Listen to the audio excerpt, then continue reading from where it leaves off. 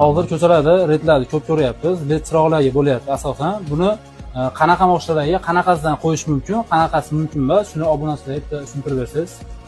Albatta, hozir LED lampochkalar nostandart o'rnatilgan yorish chiroqlariga qarshi reyd tadbirlari o'tkazilyapti. Endi bu doim o'tkaziladigan, lekin so'nggi vaqtlarda o'sha fuqarolarda e'tirozlar ko'p bo'lib turganligi sababli aynan yorish chiroqlariga nisbatan ko'proq e'tibor qaratilyapti. Endi haydovchilardan ko'p savollar bo'ladi, ya'ni qanday holatlarda o'rnatish mumkin, qanday holatlarda mumkin emas.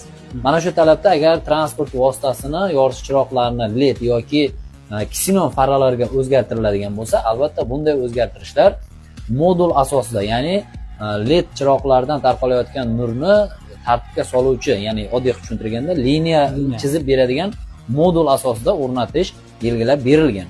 Ya'ni mana ikkita yorish chirog'ida tushuntirib o'tamiz, Muhammad Qodir. Mana bunisi hech qanday modulsiz yorish chirog'i, LED lampochka. Bunisi modulli, ya'ni ichida lupasi bor, ya'ni LED lampochka tarqatayotgan nurni liniya qilib qarama-qarshidan kelayotgan haydovchini ko'zini olmaydigan darajada tartibga solib beradigan, ya'ni chiziq chizib beradigan modulli LED lampochka hisoblanadi. Mana shunday LED lampochkalarni o'rnatish mumkin har qanday transport vositasiga.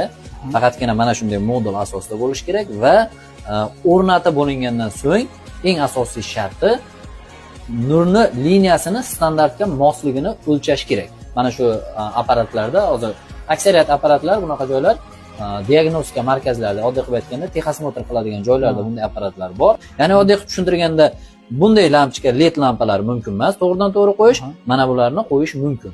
Buni ishlab chiqarilayotgan mashinaga ham, ishlab chiqarish to'xtatilgan mashinaga ham qo'yish mumkin. Albatta, har qanday transport vositasiga qo'yish mumkin, faqatgina mana shu shartlarni bajargandan so'ng. Shuning uchun sizlardan iltimos, har narsada o'zining talabi bor, me'yori bor, mana shu tartibda amalga oshirishlarini so'rab qolamiz. Bu videomiz foydali bo'lgan bo'lsa, bitta like bosib, LED qo'yib yurgan tanishlarga jo'natib qo'yinglar, inshaalloh ko'pchiligiga manfaatli bo'ladi.